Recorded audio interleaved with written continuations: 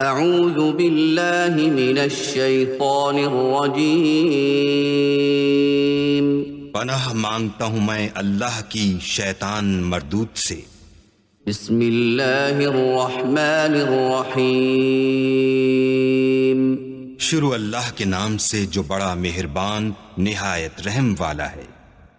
بسم الله الرحمن الرحيم والفجر وليال عشر والشفع والوتر والليل إذا يسر هل في ذلك قسم لذي حجر ألم تر كيف فعل ربك بعاد إرم ذات العماد التي لم يخلق مثلها في البلاد وثمود الذين جابوا الصخر بالواد وفرعون ذي الأوتاد الذين طغوا في البلاد فأكثروا فيها الفساد فصب عليهم ربك سوط عذاب إن ربك لبالمرصاد فأما الإنسان إذا ما ابتلاه ربه فأكرمه ونعمه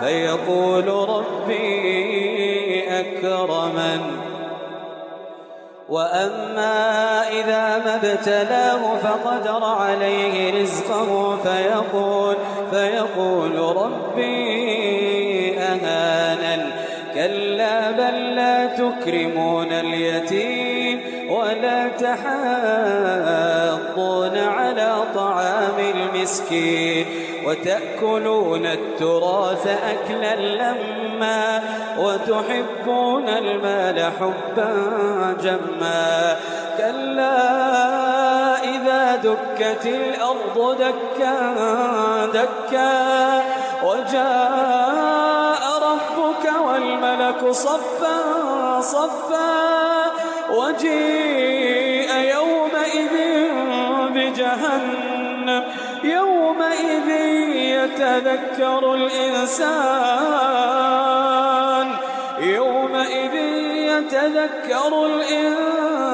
وأنى له الذكرى يقول يا ليتني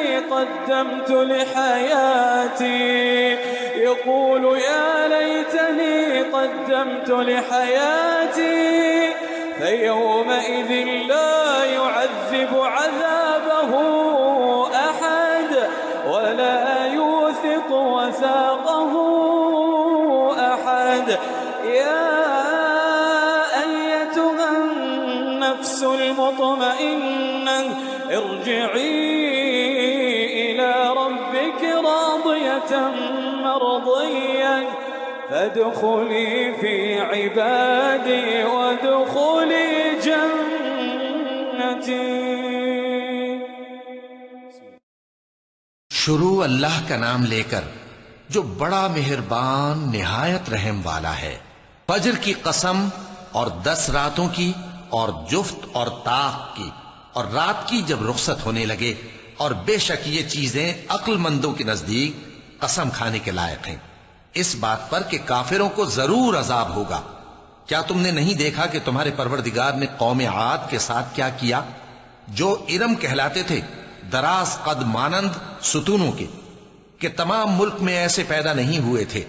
और समूद के साथ क्या किया जो वादी कुरा में चटाने तराशते थे। और फिरौन के साथ क्या किया जो खेमे और मेखें रखता था। ये लोग मुल्कों में सरकश हो रहे थे, बस उनमें बहुत सी खराबियां करते थे, तो तुम्हारे परवरदिगार ने उन पर अजाब का कोड़ा बरसा दिया। बेशक तुम्हारा परवरदिगार ताक में है।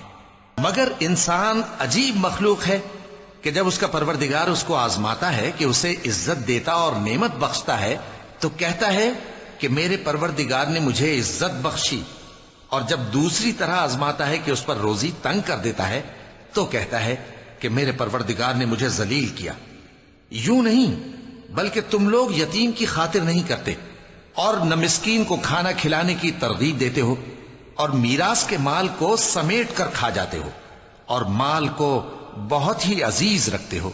यूं नहीं, जब जमीन कूट कूट कर बराबर कर दी जाएगी और तुम्हारा परवरदिगार जलवा फरमा होगा اور فرشتے قطار در قطار آ جائیں گے اور دوزخ اس دن سامنے لائی جائے گی.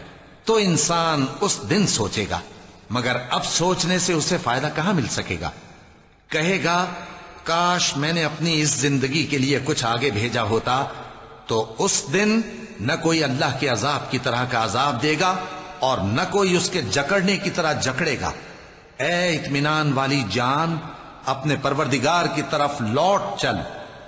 تو اس سے راضی، وہ تجھ سے راضی.